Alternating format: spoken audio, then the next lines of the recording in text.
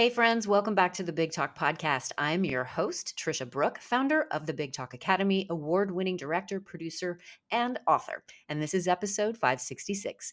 Today, I am joined by an amazing speaker, advocate, and alum of the Big Talk Academy, Wendy Christie.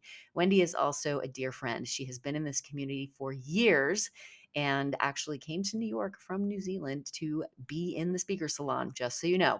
You may remember Wendy from episode 426 when we featured her powerful talk, Michelangelo's Missive, from the BTA Virtual Showcase. Well, Wendy trained as a pianist in her early years before realizing how the power of her words can transform and shape others in the way music can transform and move an audience. Currently living and working in New Zealand, Wendy has sought opportunities to speak about the power of music in education systems around the world. All right, everybody, let's do this. Wendy, I am so excited and honored to have you as a featured guest today on the Big Talk podcast. Welcome. Hi, Tricia. It's such a pleasure to be here with you. And Oh, I'm so thrilled. You are joining us from New Zealand? New Zealand at 5 a.m. And so I'm so grateful. We're recording this in New York Eastern time at 2:20 and it's 5:20 there in the morning. And I'm so excited to have this conversation because our journey goes back several years. Yes, it does. You and I hopped on a call when you initially showed interest in the Big Talk Academy. Yes, that's true. And I remember reading your application and reaching out to my assistant and saying, I want you to get Wendy Christie on a call with me. She's very special. And do you remember when you got on that call with me? Yes, I do. Yes, I do. Back in 2017, and we were on the phone together for about half an hour. I didn't know you at all, but I remember at the end of that half hour, something special had connected. Yes. And I remember we were talking about what you cared about. So the reason I got on this call was to find out what you care about and what you feel like your mission is in the world. Yes, And that was such a special moment because you had just you had just been in a situation where you were not using your voice. yes, that's very true. Unpack that a Very little true. bit for our listeners in terms of your backstory. When you say I wasn't using my voice, that was a very typical thing for me in my formative years, because as a pianist, I used music to express myself exclusively, really. And then the time came when I realized that performing wasn't going to constitute my way forward. I stopped performing, but found that the music remained just as intact inside of me. So this gave me an entirely different uh, way forward. I needed to rethink how I was going to express this music. And at first, I had no idea what the answer to that was. So I did what anybody else would do. I ran away, and I got behind a typewriter. I'd been behind Bosendorfers and Steinways for years, and learning all about Bach and Beethoven and Mozart concertos. And suddenly it was just me and the computer and legal officers. But during this process, I had a chance to stand back and think. I was in Cambridge in England, and this environment of the beautiful architecture, the seat of learning, enabled me to see how much the music meant to me for the first time, even after so many years of study. I also saw in my travels through Europe, particularly in Salzburg, that music could have such an impact in children's lives, and this was a huge revelation for me. So I'd moved from the concert stage, audiences of several hundred people, sometimes much less than that, to seeing that the audience for music could be completely different, that it could be one child, and in just as significant way. So I went to the College of Education. I decided by this stage I needed to settle down and stop travelling. So I came back to New Zealand, and I enrolled at the College of Education, only to find myself in a government system that, and I'm not going to mince words here, frankly, it seemed to me to be about as different as painting a picture as a paint by numbers system. It was a government system that had all the boxes which needed to be ticked, and I didn't fit them. It was completely confusing to me. Uh, so I won't spend any time talking about that, but suffice to be that everything that I felt I brought into education didn't seem to be expressed in this environment. So I found myself out and with an opportunity to redefine how I was going to move forward. So And off I this is went. this Yeah, is very much part of that conversation that we had. yeah, And for everybody who's listening and watching, Wendy opened up her heart and shared with me her personal experience with music and with the education system and why it was so passionate for her and why she really wanted to talk about it. And I said, I would love for you to create a talk around this, hone your skills, learn the technique so that you can literally share this message with the world. yeah. And you accepted my invitation to the Big Talk Academy. Yes, I did. Yes, I did. Yes, that was tremendous. And again, Wendy's in New Zealand. The Big Talk Academy is on Eastern time because that's where I live. And you would get up in the middle of the night every Yes, other week and yes, be on calls with us. yes, that's true. And the way you showed up for yourself inside of that community and for each other, for the other speakers inside of that community was so impressive. Mm. And I'd love for you to talk a little bit about what it felt like for you to be in community and to really, really become as vulnerable as you did become inside of that Big Talk Yeah. Academy.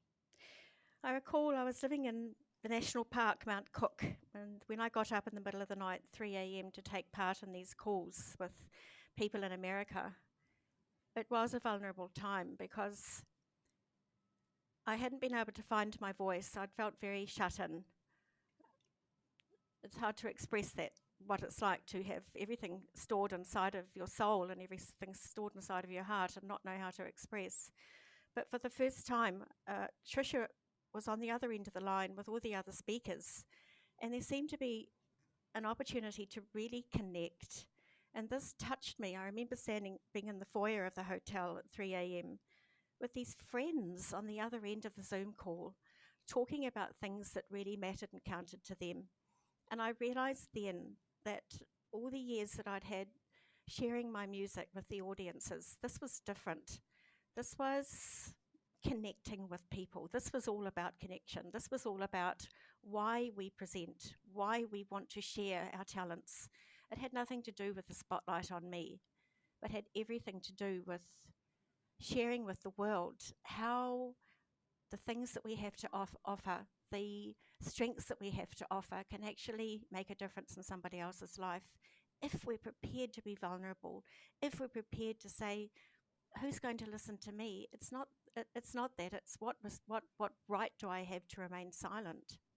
And that just was Mm. a complete game changer.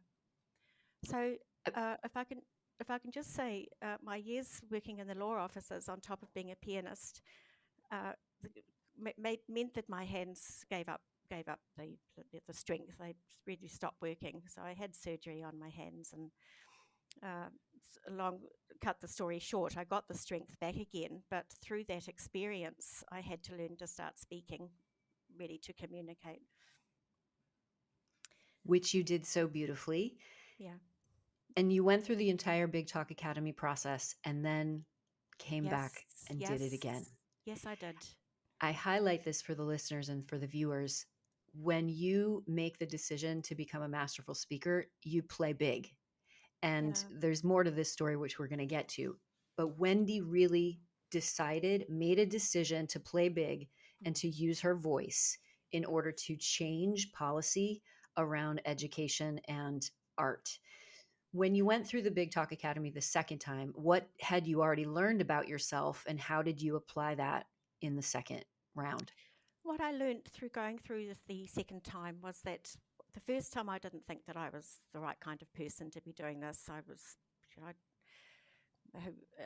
all the imposter feelings that I had no right to be expressing myself, that who was going to listen to me, probably all the things that have been from your childhood, or all of these things, I don't know. But I realized that it was the same thing. I had no right to remain silent, that I needed to speak out, and I had to do with, I had to be bold in presenting myself as I was.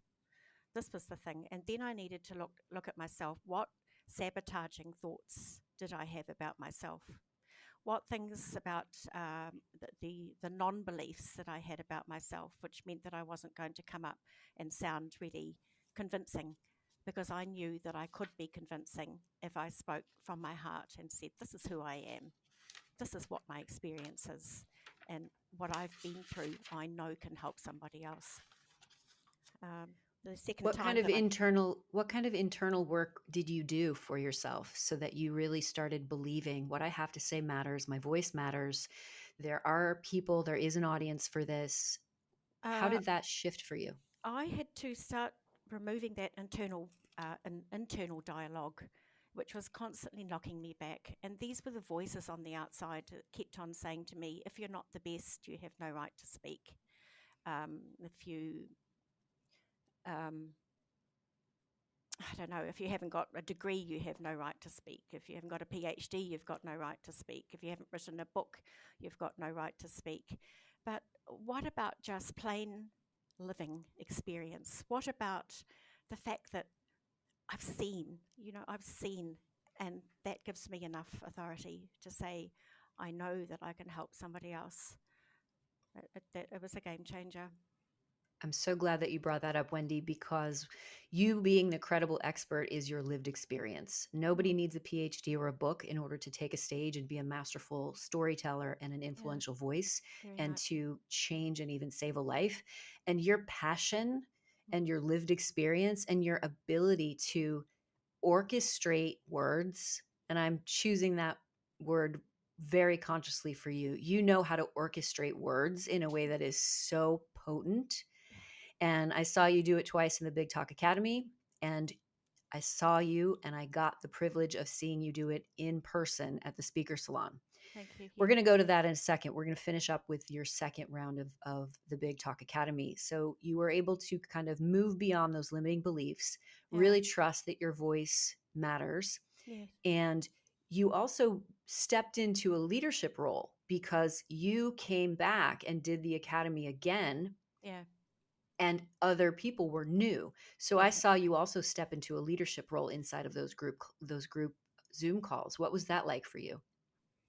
It was affirming. It was very affirming to see that somebody was interested in what I had to say.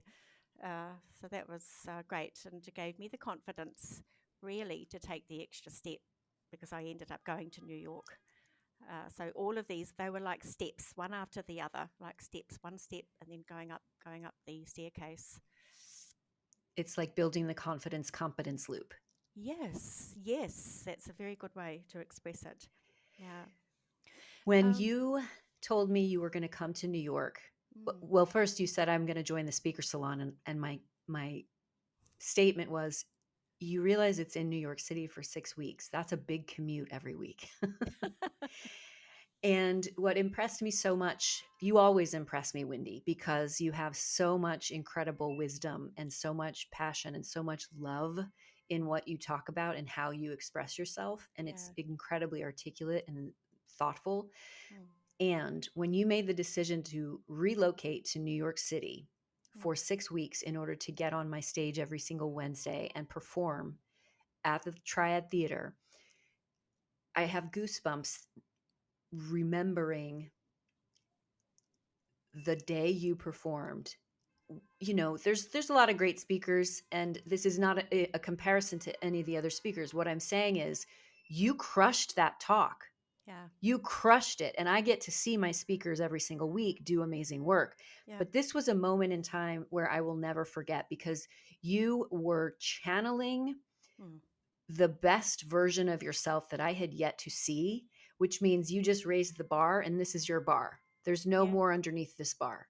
How do you feel about that? And is that something that you have been able to maintain? Certainly been able to maintain that. Being up on the stage when I was in the Triad Theatre, for me, was the step back up on the stage as a pianist, because I'd been up on the stage many times in my years gone. So I was back up on the stage again, underneath the lights, and I felt powerful. I felt as if this is the platform for the music to be heard, not just as a pianist, where it becomes all about show and making sure the adjudicator is happy. This time it was about letting that music be seen, and it was very, very exciting for that process to happen. It was also brought back memories, and I remember standing up there. In the first few moments, I took the stage, I was holding the microphone, and people were watching me. And just for a few moments, I just couldn't speak. And all of a sudden, the ears became, they just concertinaed up. And I knew then that I had stepped back in time. I was ready to take the stage. But this time, my foundations were strong. This time, I was ready to move forward. This time, all the decades that had gone before me had positioned me so that I was ready to speak for the right reasons. And as I began speaking, and the audience they were tracking me as I was going. Once again, it was as if it wasn't me speaking. It was like Mozart again was there in the room, and all the message, not just Mozart, but all the messages of the composers. Why did they write? Not just for the music to be heard, but because they knew something about humanity. They knew something about why this music connects with humanity. It's like a surgeon's scalpel going into the human psyche, the human emotions, and that needs to be pulled apart, if you like, to present a roadmap for the audience, to show them why this music is so important. It connects us, and it's also a healing force. And that's when I stood there under the lights. It was a 8-minute speech, and I managed to memorize it and get through to that without forgetting any lines, which was tremendous.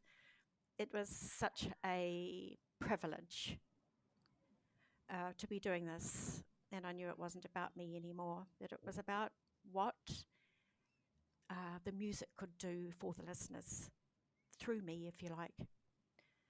Um, I think that's the best way to express it. That just this enormous wave of music, which for me is huge. I could take all parts of it and just give it out and give the same joy that I've experienced in that music for others to experience it, to experience its mysteries, Mm. its It magic. was such a powerful talk, and we'll share in the show notes the link so that people can watch this on the YouTube channel. It's Yeah, such a powerful talk, and I loved watching your process because I got to witness your process virtually for 2 seasons of the Big Talk Academy, yeah. and then watching your process in real time in person was also really exciting for me. Mm. You are very hard on yourself, and Yes. you are also determined to communicate in a way that is the most effective and impactful way possible. And I got to watch you go through that process. Mm. Would you share a little bit with our listeners what your process was and how it was that you made the decision to relocate from New Zealand to New York City for 6 weeks so that you could have this transformation? My first reaction to the idea of going to New York was absolute horror. I thought, no way, no way could I do that, for many reasons. There are thousands of reasons. It's just I'm in New Zealand. This is miles away. You know, it's a 17-hour flight minimum. In Yeah. fact, most of the flights were if I was lucky enough to get one of those flights. Where would I stay? How would I fund it? Oh, 100 things. But I'm not sure. How did it change? Well, even the community. I mean, you spent the night at one of our fellow speakers' Oh, houses at yes, one yes, yes, point. yes, very true. So, yes, I was invited over to her place for 4 nights, and we just had the most wonderful time.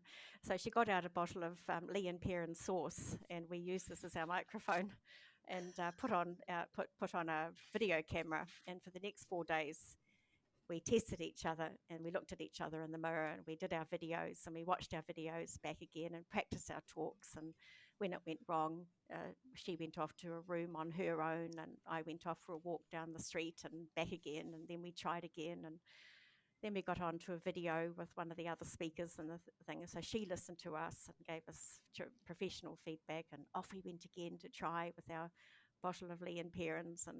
But she was such a relaxing person to be around, and just so encouraging. And I think that was the thing which really, for me, brought the speech together.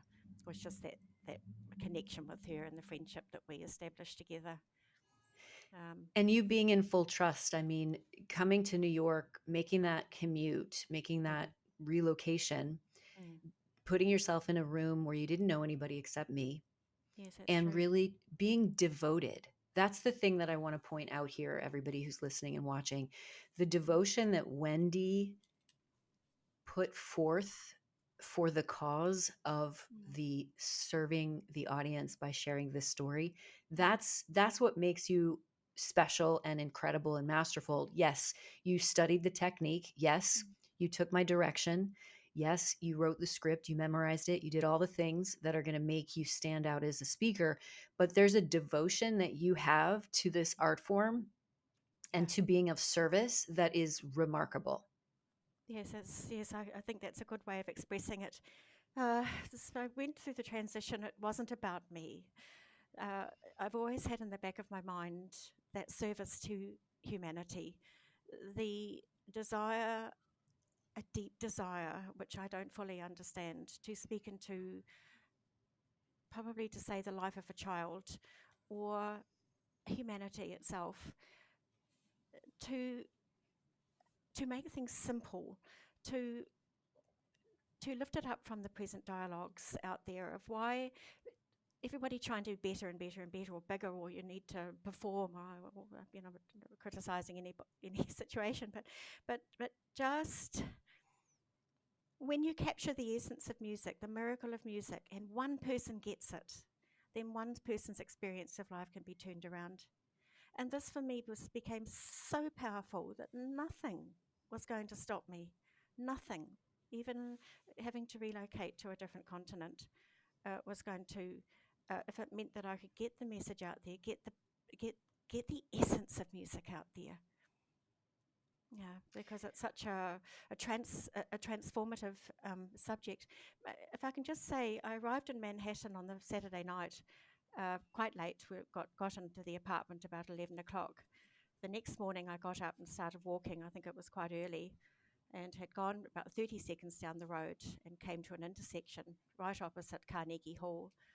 And there above me, on a banner above Carnegie Hall that said, "Bringing the transformative power of music to as wide an audience as possible."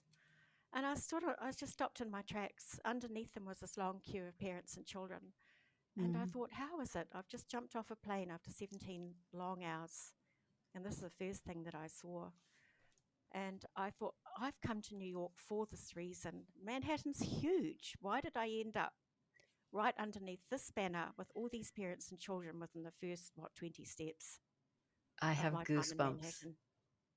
And that just, and I spent the morning with the children and the parents, and it was very uplifting. But I have to say that I let some tears fall, because it made me feel that I was in the right place, that I'd come to Manhattan, and all my doubts just floated away. I was meant to be here. Yeah, it was You tremendous. absolutely So yeah. You were absolutely meant to be here. And I'm so, so grateful that my incredible city welcomed you with those open arms and with that sign. That is so Oh, Tricia, magical. that's one thing I won't forget, is that with mixing with the other speakers, there was something beautiful about what they had to share, because they all had stories. But one thing I noticed, I come from a New Zealand, where people tend to be a little bit enclosed and don't share themselves quite so much. And mixing with the American people, which is something I'm not accustomed to doing, with your lovely culture, I realized that the Americans, well, the people, the speakers, opened their hearts and were not afraid to be vulnerable, and gave me permission to do the same, which opened the way for connection and friendship. I'm so This is glad. what I remember. I'm so glad. Yeah, it was Mm. a very special cohort. It was a very special Yes, it group. was. And I will never forget that you came all the way from New Zealand to be with us. It was truly a privilege to have you in the room with us, Wendy. Thank you. That was lovely to meet you all, to meet you in person, Tricia. I know, to get a big hug many Yes, times, it many was. hugs. Yes. For those of you listening, we are going to be dropping Wendy's talk on Friday. So the talk that she's speaking about right now, we're going to air it on the podcast on Friday. So tune in on Friday and you can hear this talk, and you can also go to the YouTube channel and see it for sure. Are you ready for some fast talk? Go ahead. Go All ahead. right. What's your favorite book, Wendy? No, I can't. Margot Fontaine's autobiography. Oh my gosh, I love that book. I didn't know that we had that in common. That's an incredible autobiography. It's beautiful. It's beautiful. Yes, it is. Yes, it is. Who is your favorite speaker and why? Yeah, I thought hard about that, and I've really got to say one speaker who I'm really getting a lot out of at the moment. So actually a friend of Margot Fontaine's, and his name is Derek Prince. He met Margot Fontaine at Cambridge University. He's a tremendous mind, a really, really brilliant mind, and he's not afraid to stand out from world trends and say it how it is.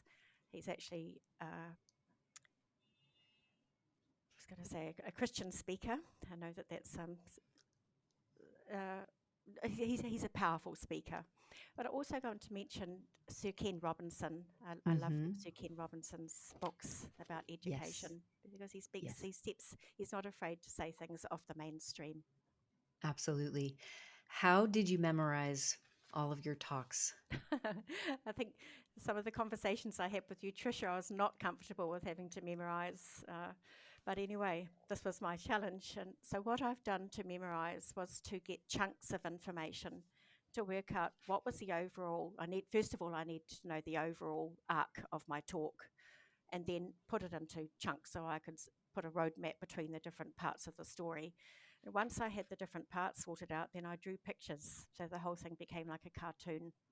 So I understood this talk. It wasn't Mm, just words. I had to understand the talk first and then apply the words to it later on. amazing. And I think it's great that you're sharing your process because you're also a visual learner and an artist. Very So much. being able to not only chunk it out and get the words memorized, but see it in your mind. There's a lot Yes. of versions of how you can memorize, and this is another good one. Yeah. Yeah. What do you do the day before you speak? Take my foot off the accelerator and just allow things to percolate. I don't think, I don't do, I just go for a walk, um, maybe go out for a coffee, try to relax and stop worrying. Beautiful And don't, yeah. advice. Beautiful advice. What is the podcast you're currently obsessed with, Wendy? Dr. Caroline Leaf has done some amazing work in the area of what she calls the toxic zone of the brain and the love zone of the brain. And she has done scientific research on the power of our thoughts. Our thoughts can create brain matter or it can destroy brain matter. So, to being careful that we stay always in positive zone. How can I explain this in one sentence? To stay always be careful that we're not wallowing in toxic thinking because it can bring us down very quickly. So she's done some wonderful work in the States. She lives in the States now. She's a South African lady. And she has done some wonderful work for the American government and the South African governments to help children in education and all around the world to improve things of mental health capacities and just to improve people's general experience and happiness in life. I find her very powerful to listen to. Amazing. And we'll put all of this in the show notes as well. Wendy, where can our listeners get in touch with you and event organizers and producers who want to book you to speak? What would you like to share with them? I have a LinkedIn channel, LinkedIn Wendy Christie. I'm not a great big social media person, but I've also got a Facebook page under Wendy Christie. Uh, I've got a one sheet, which is part of the Big Talk Academy. This is probably the best way to get in touch with me with the connections there. So you can find me on the Big Talk Academy and just select through the different speakers until you can find my name. And there's all the details there of past speeches that I've given.